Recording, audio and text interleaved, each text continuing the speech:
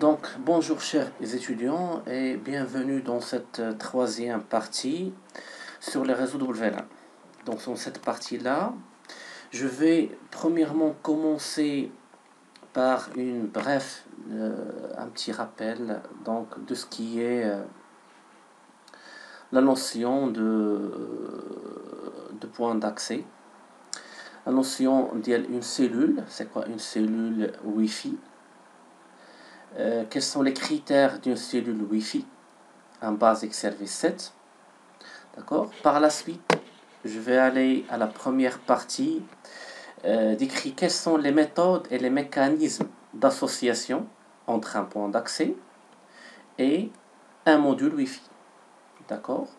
Ça veut dire comment et à travers quelle étape un module Wi-Fi, un laptop avec un module Wi-Fi, un ordinateur avec un module Wi-Fi, peut s'associer avec un point d'accès ou une cellule qui offre des services de base de connexion Wi-Fi, un basic service set avec les paramètres associés. Puis, dans la deuxième partie, on va voir quel est le mécanisme de transfert des données. Alors, ça veut dire comment on va réguler ou organiser le transfert de données dans le contexte Wi-Fi. Voilà, l'objectif principal de cette troisième partie, c'est de faire un rappel sur la notion de la topologie avec infrastructure, bien comprendre la procédure d'association entre une cellule Wi-Fi, on va dire une cellule Wi-Fi et un module Wi-Fi qui désire s'associer, comprendre le concept du roaming. On va juste ici introduire la notion du roaming. C'est quoi le roaming? Mais par la suite, on aura toute une partie qui va décrire les procédures de roaming en fonction de la technique adoptée. On va le voir par la suite, une autre partie. Puis, le mécanisme de transfert de données, ça veut dire quelles sont les étapes, les mécanismes pour qu'un module, un point d'accès, peut transmettre des données à un interlocuteur. Et là, on va voir ce qu'on appelle la technique qui va gérer ça au niveau de la couche MAC. C'est ce qu'on appelle la CSMA-CA, Carrier Sense Multiple Access with Collision Avoidance. Là, pourquoi je vais voir ça? Là, je veux tirer votre attention à une chose très précise. C'est que jusqu'à maintenant, on n'a pas vu quelle est la structure de la couche physique et de la couche MAC. Et on parle de mécanismes et de techniques.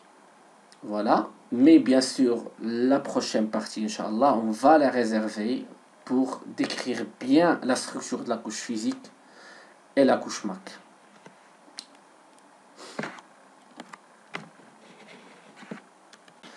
Donc on va commencer avec une petite révision de ce qu'on appelle la notion de Basic Service Set.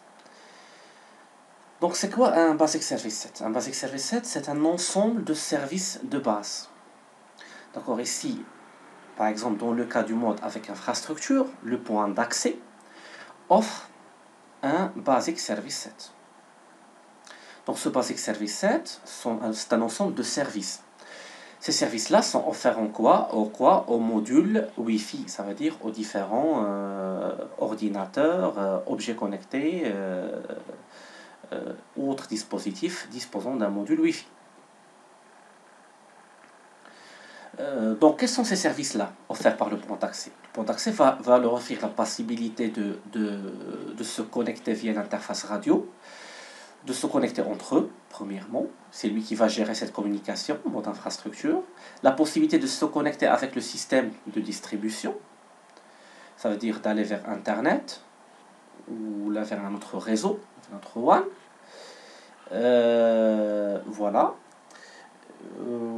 Partage la possibilité d'envoi et de réception de données. Alors, c'est quoi un Basic Service Set? Un service d'accès de base, comme j'ai dit, a des critères, ou là a des paramètres. Premier paramètre, c'est le Basic Service Set Identifier, c'est l'identifiant du service d'accès de base, qui n'est que l'adresse MAC du point d'accès. Je souligne ici qu'un point d'accès peut avoir plusieurs BSS ID, dans le cas où il va gérer plusieurs BSS, Basic Service Set. Un Basic Service Set, donc, il est connu par un BSS ID, qui est l'adresse MAC du point d'accès.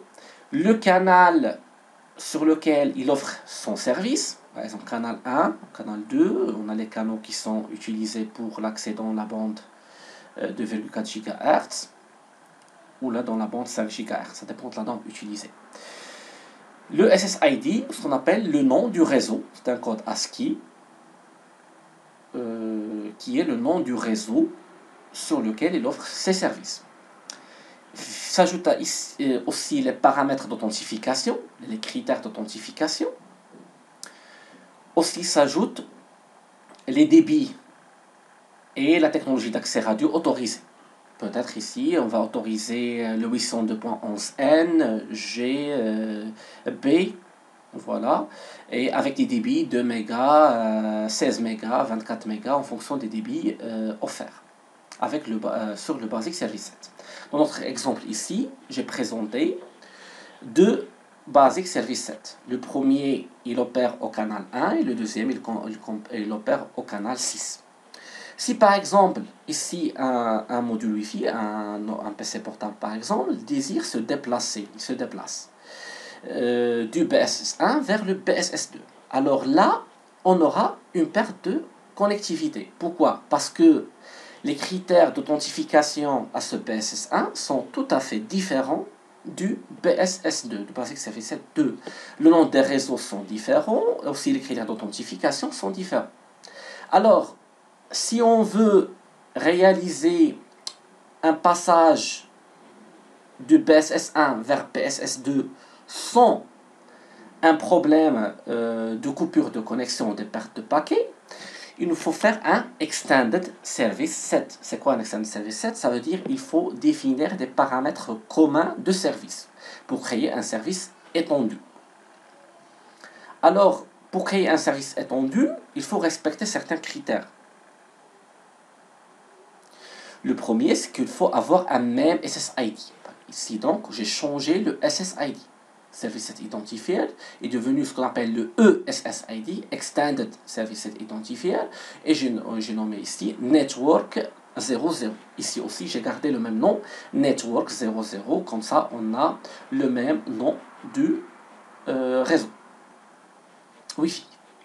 Voilà, il faut aussi garder impérativement la même authentification, les mêmes paramètres d'authentification. On aura toute une partie à discuter des paramètres d'authentification, mais gardez en tête, ça veut dire même paramètres d'authentification, il faut les garder. Que ce soit code d'authentification ou que ce soit la méthode d'authentification. Même cryptage, il faut garder le même cryptage. Voilà. Si je respecte ces contraintes-là, alors j'ai créé ce qu'on appelle un Extended Service Set, dont le nom ID est Network 00. D'accord? J'espère qu'on est clair sur ces étapes-là. Regardez ici une seule remarque, c'est que le BSS ID du BSS1 est différent, restera différent de BSS ID de BSS2. Et ça, c'est normal, vu que les deux points accès sont deux équipements physiques différents. Donc, chaque point d'accès a son propre adresse MAC.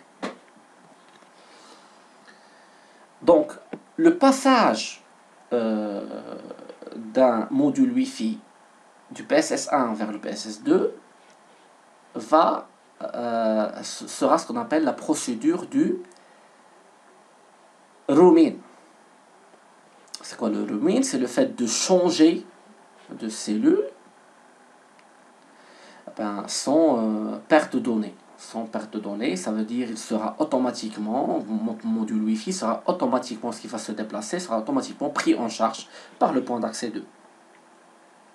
Il n'aura pas de perte de données. Donc, normalement, on va réserver toute une partie qui discute le roaming dans le cas des équipements Huawei et les méthodes de roaming. Et maintenant, on va juste citer c'est quoi le principe du roaming. Ce qui nous amène au principe du roaming. Alors, c'est quoi le roaming? Le roaming, c'est que un module Wi-Fi, ça veut dire un laptop ou un objet connecté Wi-Fi, pourra se déplacer entre plusieurs points d'accès Wi-Fi sans coupure de service. Ça veut dire qu'on doit assurer le service durant toute la partie de transit lorsqu'on a un objet en mouvement. Wi-Fi. D'accord. Bien sûr, cet objet-là en mouvement pourra par exemple envoyer du trafic voice over IP, recevoir du trafic voice over IP, ou l'envoi réception de données. Cet envoi réception de données ne doit pas être arrêté, par exemple, dans le cas dans la phase de transition. On ne doit pas à chaque phase de transition arrêter le flux ou la perte de paquets. Donc on doit assurer la continuité du service lorsqu'on va transiter entre les différents points d'accès.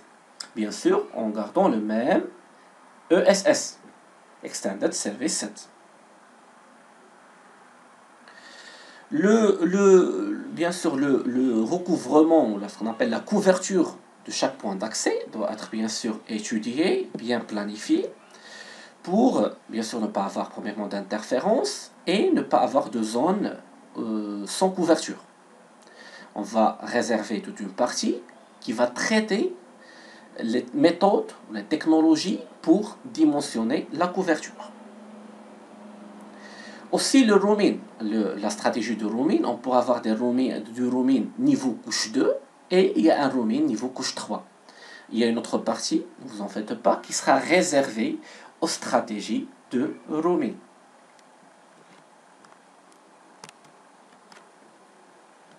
Maintenant, commençons la première partie. Alors, quels sont les modes et les mécanismes d'association? Alors, le mode d'association, configuré sur un module Wi-Fi, détermine ses possibilités de connexion avec les autres. Ça veut dire quoi? Ça veut dire un module Wi-Fi, il est dépendant des modes sur lesquels il va travailler. Il change de comportement en fonction du mode utilisé. Voilà. Le premier mode, le mode Access Point. Ça veut dire le module Wi-Fi, il va fonctionner comme un point d'accès. Ça veut dire c'est lui qui va se charger de l'association, de la procédure d'authentification. Il va diffuser le SSID, il va diffuser les informations du PSSS. Il va gérer la procédure de communication et d'association des différents clients modules Wi-Fi. C'est le mode point d'accès. Bien sûr, sur le mode point d'accès, on va le trouver dans la topologie infrastructure. Il y a le mode client ou managed. Ça veut dire c'est quoi le mode client? Le mode client est toujours avec le mode point d'accès. Parce qu'un module Wi-Fi en mode client, il va s'associer à un point d'accès. Parce qu'il est un client d'un point d'accès. Ces fonctions d'association en fond, ça veut dire qu'il va laisser le point d'accès, c'est lui qui va gérer. Généralement, lorsque mon ordinateur se connecte avec un point d'accès, donc il est généralement en mode client, en mode enfant. Il laisse le point d'accès gérer la procédure de communication. Le mode ad hoc et mode bridge, c'est le mode de pont réseau, ou le mode égal à égal. Il y a le mode repeater. Dans le mode repeater, ou le mode répéteur, le module Wi-Fi, il va faire que retransmettre les trames qu'il reçoit. Il fait que la procédure de répétition. Il va répéter ce qu'il reçoit automatiquement. C'est utilisé pour étendre la couverture. Voilà. Radio, bien sûr. Mode moniteur. Dans le mode moniteur, c'est le mode où on a ce qu'on appelle l'écoute ou l'enregistrement des trames. Ça veut dire, votre module Wi-Fi, il est en train d'écouter l'ensemble des ondes radio Wi-Fi qui circulent. Il va les écouter, il va les enregistrer, bien sûr, pour faire, bien sûr, une procédure de diagnostic et de monitoring réseau Wi-Fi. Alors maintenant, on va expliquer en détail quelles sont les étapes nécessaires pour qu'un module Wi-Fi puisse se connecter à un point d'accès. Ici, dans notre cas, le module Wi-Fi, l'ordinateur portable, est en mode managed ou en mode client. Le point d'accès, c'est en mode point d'accès. Donc le point d'accès diffuse un service, le BSS1, Basic Service Set 1, et avec le nom SSID Network 00. Donc le module Wi-Fi de PC1 va se connecter au point d'accès. Pour qu'il se connecte au point d'accès, il doit suivre 3 étapes ou 3 phases. La première phase, c'est la phase de scan. Le point d'accès, il va repérer l'ensemble des informations émanant de tous les points d'accès. Il va choisir, dans la procédure de scan, quel est le point d'accès idéal pour s'y connecter. La deuxième phase, c'est la phase d'authentification. Lorsqu'il a choisi le point d'accès, il va s'authentifier au point d'accès. La troisième phase, pour arriver à la connexion, à l'accès aux ressources, c'est la phase d'association. Donc après l'authentification, c'est la phase d'association. Il va faire une requête, il recevra la réponse d'association et puis finalement, il aura l'accès au support. Alors, expliquons maintenant en détail la procédure du scan. La première procédure qui est le scan. Donc le scan, il y a 2 types de scan. Le scan passif et le scan actif. Dans le cas du passif scan, le point d'accès, normalement s'il est configuré par défaut, il envoie ce qu'on appelle des trames balises, ou ce qu'on appelle des beacons, trames, périodiques. Il broadcast ces trames périodiques où il annonce son Basic Service Set avec le SSID, les normes d'accès réseau pris en charge, les caractéristiques de sécurité et les paramètres de sécurité. D'accord? Par exemple, les normes pris en charge, ça veut dire quels sont les débits, ainsi que quelles sont les normes radio pris en charge, la fréquence, le canal utilisé. Donc ces trames-là sont diffusées de façon périodique par le point d'accès, chaque 100 millisecondes par défaut, et c'est possible de configurer cette période-là. Alors le point d'accès va lire, le module Wi-Fi va lire ces données envoyées en broadcast, et là il va connaître qu'il est en présence d'un point d'accès qui diffuse ses services. Dans le mode Active Scan, on est présent à 2 cas spéciaux. Le premier cas, c'est que le point d'accès, par exemple, il est en silence. Il ne diffuse pas de beacon. Voilà. Dans ce cas, dans notre ordinateur, notre système d'exploitation, on peut enregistrer un réseau. Lorsqu'on enregistre, alors le module Wi-Fi, on voit ce qu'on appelle une trame probe request ou une trame de demande d'enquête au nom du SSID qu'on a entré avec la norme pris en charge. Ça veut dire la norme radio. Cette trame-là, elle est diffusée en broadcast. Le point d'accès reçoit cette information. S'il la reçoit, alors il envoie ce qu'on appelle une trame de réponse. S'il est compatible avec le même SSID, les noms pris en charge et les paramètres de sécurité. D'accord? Le deuxième cas, c'est que notre ordinateur, notre point d'accès, il diffuse régulièrement des trames balises, mais le point d'accès, notre ordinateur ou notre module Wi-Fi détecte qu'il a entré dans la zone de couverture du point d'accès. Alors, et on a déjà dans notre système d'exploitation le point d'accès, le point d'accès ou le Basic Service Set qui est déjà enregistré dans le système d'exploitation. Alors, là, automatiquement, le module Wi-Fi va envoyer une trame de demande d'enquête avec les informations SSID pour recenser les informations du point d'accès. Pour avoir les informations du point d'accès en fonction du SSID, les normes, les débits, le canal utilisé, les paramètres de sécurité. Alors, après la phase de scan, si on a plusieurs points d'accès, alors notre module Wi-Fi va recevoir plusieurs trames balises, et ça c'est normal. Alors, comment il va choisir le point d'accès idéal pour s'associer? Surtout si on est dans le cas d'un Extended Service Set. Alors, comment il va faire le module Wi-Fi ou le module du client? C'est qu'il va évaluer la qualité du signal émis et la distance du point d'accès. Ça veut dire qu'il va recevoir la balise de l'access point 1, la balise de l'access point 2, il va évaluer leur puissance signal, ce qu'on appelle le RSSI. Le RSSI, c'est l'indicateur d'intensité du signal reçu. Alors, c'est le niveau de puissance qui est reçu après toute perte possible au niveau de l'antenne du récepteur.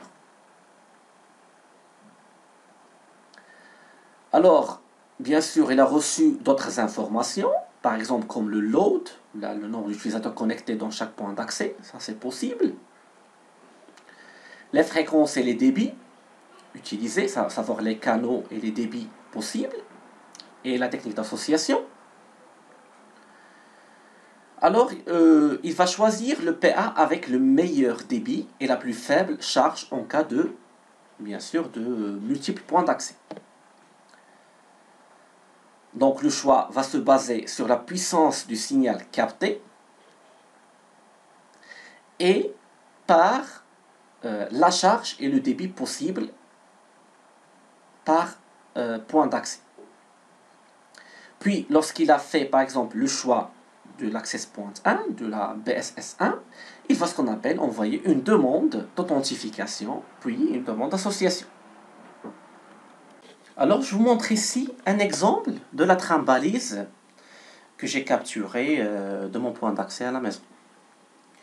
Donc ici, je vais vous montrer bien sûr par la suite sur un petit TP comment bien sûr faire la capture des trames et leur analyse. Ne vous en faites pas. Mais ici, on va traiter juste un petit exemple. Donc ici, c'est la trame, c'est une trame de contrôle, c'est la trame balise.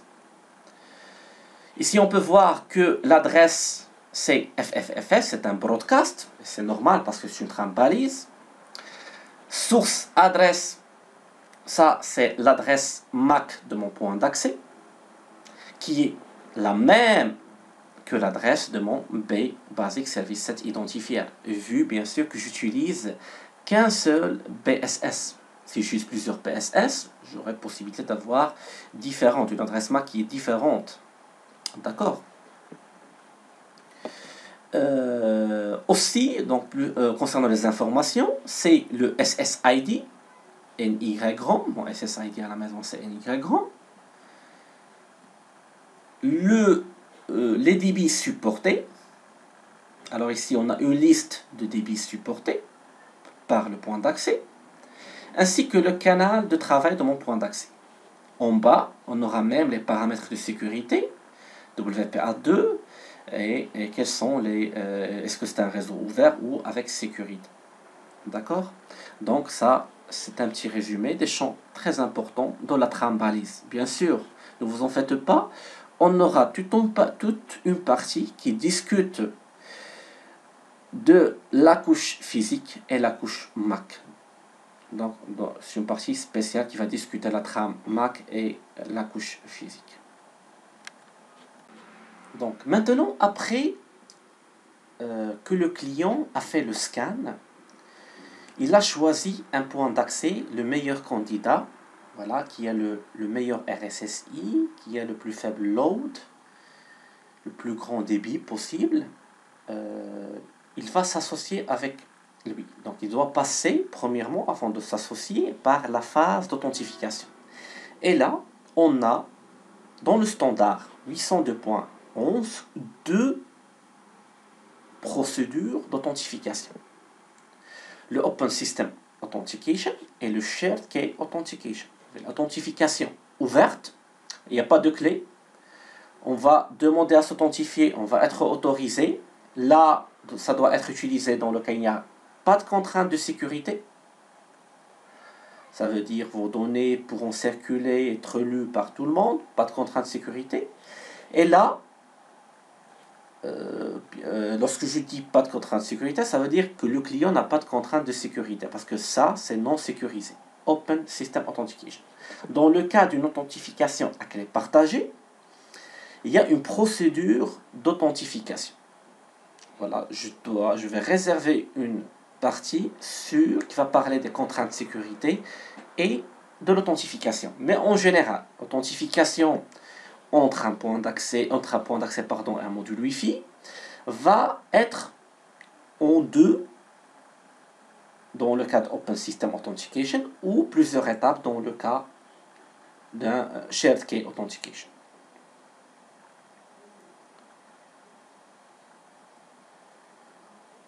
Dans le cas de l'authentification par clé partagée, c'est une technique basée sur une clé qui est partagée préalablement entre le client et le point d'accès. Toutefois, dans la majorité, bien sûr, de la majorité d'installations d'authentification des clés partagées, on peut résumer l'échange sur plusieurs étapes. La première étape, c'est que le client, sans fil, envoie une trame d'authentification au point d'accès. Le point d'accès va répondre en envoyant un texte de sécurité au client, dans le cas de Shared Key Authentication. Le client va chiffrer le message à l'aide de sa clé partagée. Il va renvoyer le texte chiffré au point d'accès. Alors, ce qu'il va faire le point d'accès, va déchiffrer le message à l'aide de sa clé partagée. Et si le texte chiffré correspond au texte qui est sécurisé, le point d'accès authentifie le client. Il va lui envoyer une réussite d'authentification et là, on peut démarrer la phase d'association. Dans le cas du Open System Authentication, on aura une demande d'authentification et bien sûr directement une réussite de l'authentification puisqu'il n'y a aucune clé ou là, aucune clé partagée ou là, aucune sécurité sur le point d'accès. Donc maintenant, une fois le client sans fil authentifié, le point d'accès procède à l'association. La procédure finale qui est l'association.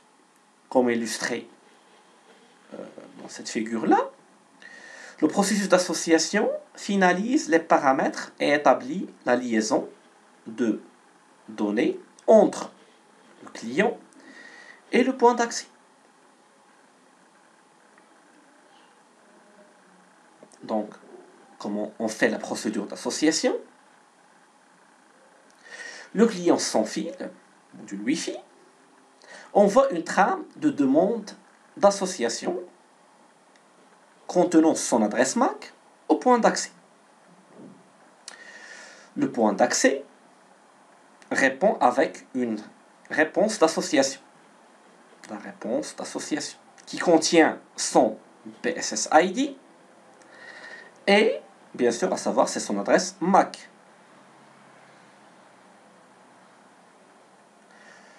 Alors, le point d'accès à cet état-là, le point d'accès map un port logique appelé AID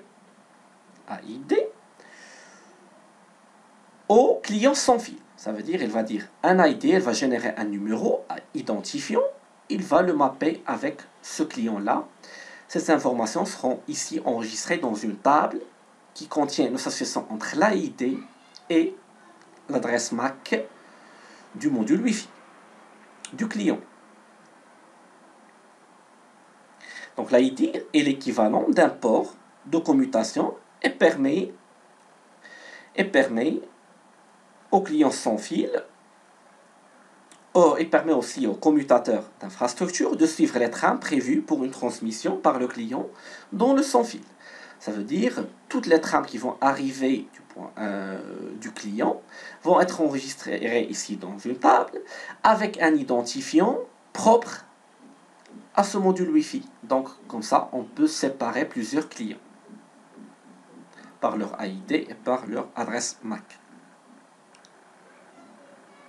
Donc une fois la phase d'association est terminée, donc le trafic peut se faire entre le client, c'est-à-dire l'envoi des données peut se faire entre le client et le point d'accès. Mais la question à poser, comment il est géré le trafic de données entre les différents clients et le point d'accès, et comment le point d'accès va réguler le transfert de données. Ça, c'est l'objectif de la deuxième partie de la deuxième phase de la partie 3. D'accord? Alors, maintenant, courage, un petit résumé de cette partie-là. Voilà, on a vu le mécanisme et les processus d'association entre un module Wi-Fi qui est en mode client et un point d'accès qui est en mode point d'accès. Voilà. L'étape d'association va suivre 3 étapes. La première étape, c'est le scan ou la détection. Le scan, comme on a dit, ça peut être un scan passive mode ou active mode. Puis, après le scan, le module Wi-Fi va choisir, ou l'ordinateur avec module Wi-Fi, va choisir quel est le point d'accès idéal. Il va faire à ce point d'accès idéal, il va lui envoyer ce qu'on appelle une demande d'authentification. Et bien l'authentification, on a 2 cas. Une authentification ouverte, c'est-à-dire il n'y a pas de mot de passe, et ça c'est choisi lorsqu'on n'a pas de contrainte de sécurité. Avec mot de passe, pour sécuriser notre réseau, c'est une authentification par clé partagée. Après, si la phase d'authentification aboutit, on va aller à la troisième phase. La troisième phase, c'est la phase d'association. Alors, dans cette phase, le module Wi-Fi envoie l'adresse MAC au point d'accès. Le point d'accès va recevoir le point d'accès et envoie son adresse MAC au PSSID, au module Wi-Fi. Et puis, il va faire ce qu'on appelle, il va associer un identifiant ID à l'adresse MAC du module Wi-Fi. Cette association-là se fera dans le point d'accès pour qu'il puisse repérer les informations émanant et à destination de ce module Wi-Fi. Donc, si on va faire ça selon les étapes, donc il y a la phase les beacons, ça veut dire les trames balises qui seront envoyées avec les informations, canal DB puissance, BSSID, Extended ID ou SSID. Voilà. Le module Wi-Fi va faire la découverte, envoyer une demande si dans le cas d'une scan active, probe request, il va recevoir une réponse, phase d'authentification, que ce soit à clé ou ouverte, puis, comme j'ai dit, c'est l'association, requête d'association et réponse d'association, enregistrement des paramètres, ID, adresse MAC de la station, dont le point d'accès. Dans le cas où on est en présence d'une situation de roaming, ça veut dire c'est un module Wi-Fi qui se déplace dans un Extended Service Set identifier, dans une zone SSI, dans une zone Extended Service Set, zone étendue, service étendu, entre 2 points d'accès. Alors, le point d'accès, ici, ça c'est l'ancien point d'accès, donc mon module Wi-Fi était là, il va partir s'associer avec ce nouveau point d'accès, le nouveau. Qu'est-ce qu'il va faire le point d'accès? Qu'est-ce qu'il va faire le module Wi-Fi? Il va envoyer une demande Reassociation Request au nouveau point d'accès. Le point d'accès va envoyer une request, handover request à l'ancien point d'accès. Il va recevoir l'accord, si tout se passe bien, mais par une authentification. Puis, rapidement, le module va faire la procédure d'authentification avec le nouveau point d'accès. Puis on a ce qu'on appelle une réponse de réassociation à l'espace. Et finalement, maintenant, à la fin, à la phase de réassociation, le point d'accès pourra envoyer sans perte de données, pourra envoyer et recevoir ces paquets sans perte. Et là, on aura une procédure ou là le processus de roaming rapide. Donc, c'est fini pour cette partie-là, donc la phase d'association et ainsi que le roaming. On va partir maintenant, si on est associé, alors qu'est-ce qu'on va faire? On va transmettre, évidemment, on va transmettre les données. Donc, on va voir comment le point d'accès gère la transmission de données de plusieurs clients en parallèle sur une interface radio qui est partagée.